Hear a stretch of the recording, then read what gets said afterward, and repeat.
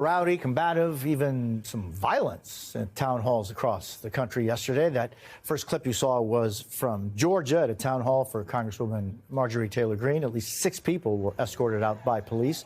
3, at least, were arrested. 2 even shot with a taser. On the other side of the aisle, former President Joe Biden re-entered the political world, giving his first post-presidency speech where he slammed President Trump over cuts to Social Security.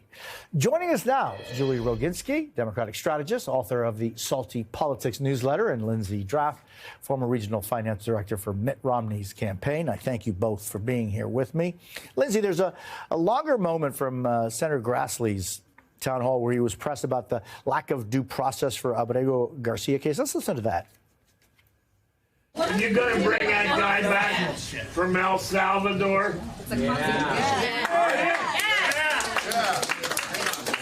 Why not? Well, because that's not a power of Congress. The Supreme Court said to bring him back. Judges are. Yeah, And the president hasn't. What can they do? He's defined the Constitution. You're on the Judiciary. Trump don't care. What do you think, Lindsey? Is this something that is going to continue having or playing a larger part, having a bigger impact? I think that what we're seeing right now is a gross overreach of the executive branch because you have a legislative branch that is failing to actually address key issues. You have a legislative branch right now that is,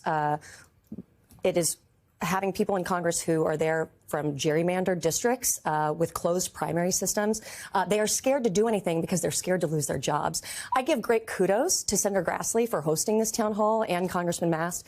Maybe not Congresswoman Marjorie Taylor Greene, as she took pre-screened questions, so it was not a responsive engagement. But what Senator Grassley said really stood out to me, which is that this is not Congress's power. Congress has great collective power. It is choosing not to use it. And if you look at what happened last week with the 90-day suspension of the tariffs, that's actually an example of Congress's collective power. They came together quietly. Even though that was an executive decision. It was an executive decision, but it was because of pressure placed on the executive branch by the members of the Republican Senate. They have the opportunity to do this, and I think that the more town halls we host and the more public sentiment that comes behind this, we will start to see an opportunity for them to exert that collective power. And so, Julie, do you think that the Democrats have been exerting their collective power, even though they're in the minority in the Senate and the House and clearly in the White House? Have they been exerting their collective power adequately? Not enough. I think there are certain senators like Cory Booker who obviously showed a pathway to doing that. But 25 hours. 25 hours. I'm not suggesting every senator filibuster or have to do a floor speech for 25 hours, but there are things that they can do to gum up the works until Chuck Grassley, who sits on the Judiciary Committee, realizes he has tremendous power to force the president's hand to do something. He doesn't have to get any nominees through the Judiciary Committee until the president returns Abrego Garcia and does other things that the Congress would want him to do.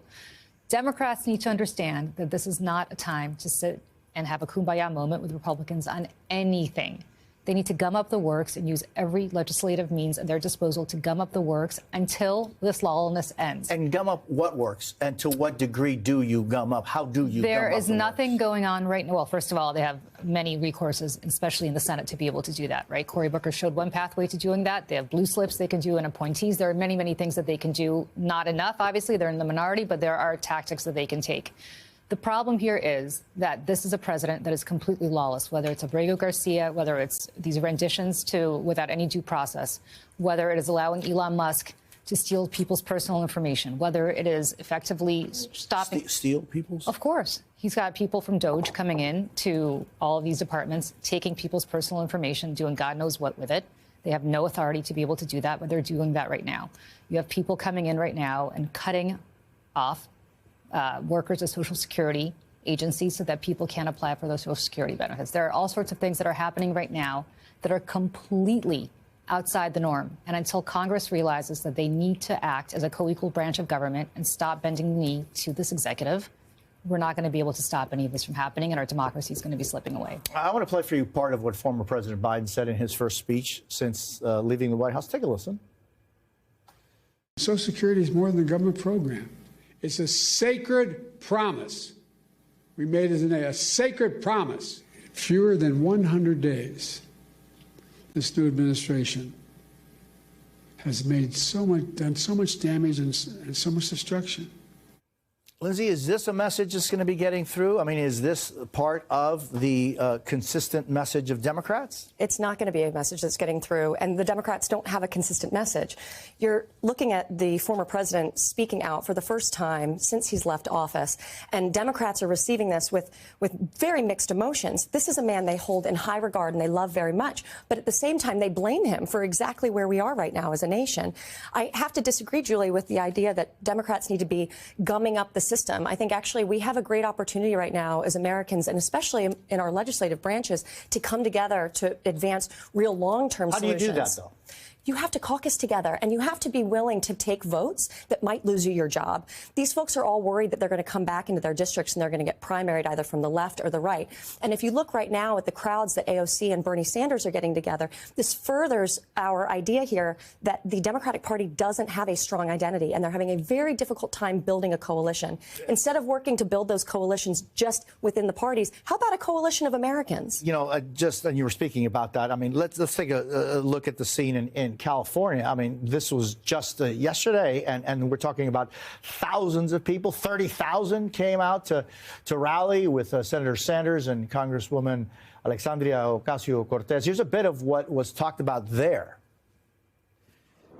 We will not accept authoritarianism, and we will not accept a rigged economy where working people struggle while billionaires become richer. Community is the most powerful building block we have to defeat authoritarianism and root out corruption. Julie, there's a contrast there. Well, and to the point that Lindsay was making, actually, I disagree with some of what you said. Democrats right now are looking for fighters.